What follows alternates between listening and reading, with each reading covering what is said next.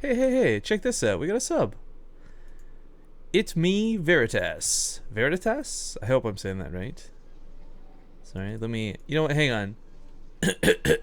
Whoa, this map looks so freaking cool. Holy cow. Alright, we'll go over this. We'll nerd out in a sec, guys. I want to give a hyped thank you to It Me Veritas.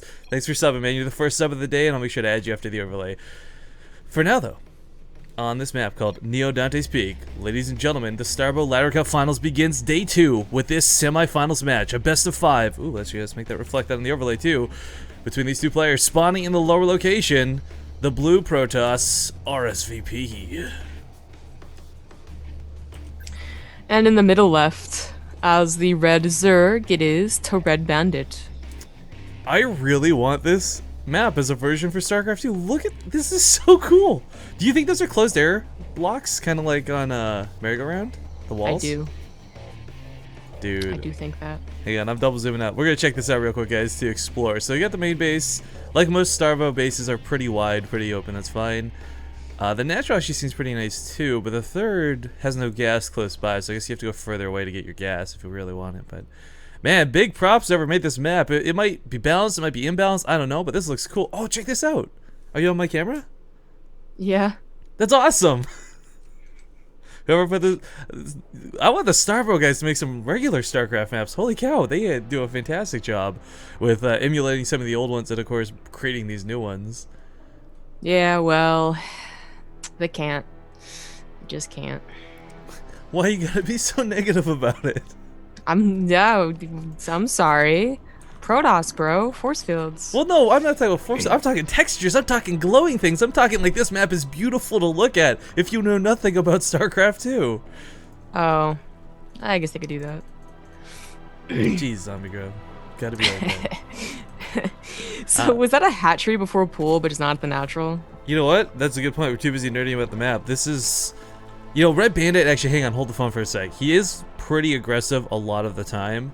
For this to be a macro hatchery already, first off, it seems really ineffective compared to a base out here, I agree. But this is also kind of like, I like doing lots of speedlings early. I like flooding my opponent. I like going for those Hydra pushes and those Hydra busts before charge lots finish. So for him to do this, just to me, screams like he really wants to turn on the aggression. I don't know. Takes the 100 gas, pulls off for 1. He's going to get speed for sure, metabolic boost. I mean, he's still only getting 2 sets of lings, though, because like larva doesn't automatically pop with 3 larvae. I don't know, it seems... I guess by putting it up here, you don't really risk any dangers. Like, let's say there had been the thought of, I don't know, cannons or such, or... Certainly, you can, like, your macro hatch goes up there. Like, but usually it's after the natural, or at the very least after the pool. At least in Brood War, I don't know. Maybe he has something, like, really in mind, like, where the larva of both hatches, like syncs up 3 to 3, and then that's when he makes all the Hydralisks or whatever, because he's getting a Hydralisk in right now. There it is, yeah. I mean, some of the most successful games we've watched out of Red Bandit, and some of the most intense ones, too, are when he goes for these early busts to try and hit that timing before charge comes out of that Twilight Council. That's why we see a lot of Protoss players kind of shift towards getting 3 cannons down on the front lines, 4 cannons, 5 cannons in some instances. For RSVP though, I mean, he may not know what Red Bandit has planned precisely, but seeing that macro hatch that early, that is the most suspicious thing you could possibly scout. Because you know this isn't some random dumb noob who's playing Starbow for the first time. It's the Red Bandit. You know, having a name like that makes it sound so much more infamous. Right? That's what I was thinking as I said it. Like a wanted poster needs to be displayed somewhere too. It's the Red Bandit.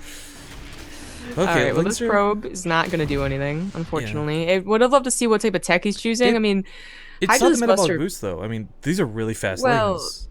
Okay, I mean, I guess. But like, it's not going to be the full front of like what he's going to do. It's going to be a Hydralisk bust.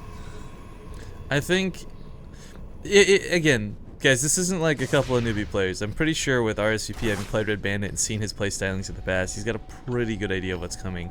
Twilight Council is on the way, and I bet you he's going to spend every chrono he's got trying to get those speed leg enhancements finished up for these Zealots, because, quite frankly, Dragoons, Stalkers, they just don't fare well versus a lot of Hydralisks, especially if they're coupled with a lot of Speedlings.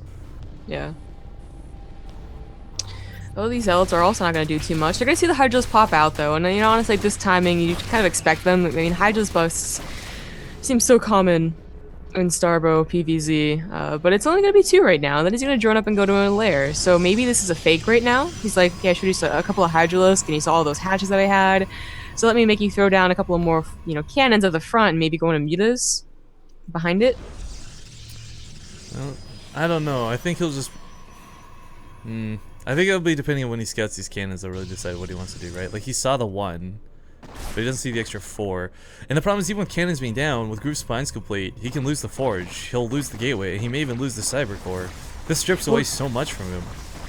Yeah, and generally it's like sucks, but like when this happens, if it was actually a Hydralisk buffs, you kind of like are like, well, I got to give up the gateway and the forge and maybe even my cybernetics core. Like that's stem breaks, But right now he's gonna lose the forge and have throw down pretty much 450 more minerals unnecessarily. Oh. Maybe not if he picks off that 1 Hydro. It's not too bad.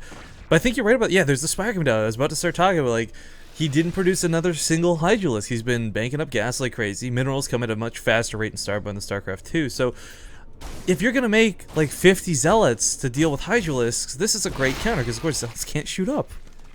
Well, the problem with what Red Bandit did in the front, at the very least, is that he only used 2 Hydralisks, right? He didn't like poke and then go back, like make Rare SVP realize that it's like he didn't have enough scouting to tell. But with only 2 Hydralisks and these Zealots getting as far as they did, he's like, okay, well obviously it's no longer a Hydralisk bus. It's probably going to be a Spire, honestly.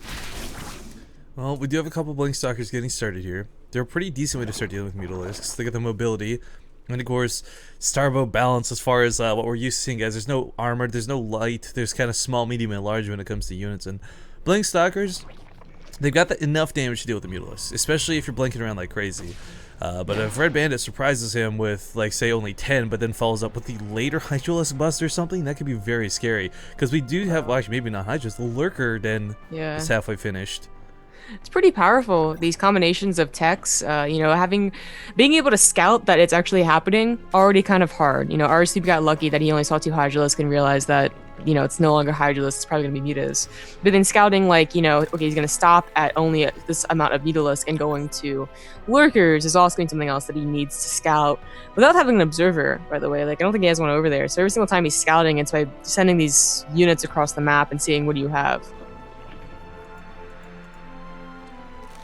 Actually, I like this sort of semi-wall that's been started here with the Evo Chambers and Spine Crawlers. It just basically limits the area in which the Zealots will be able to rush on in and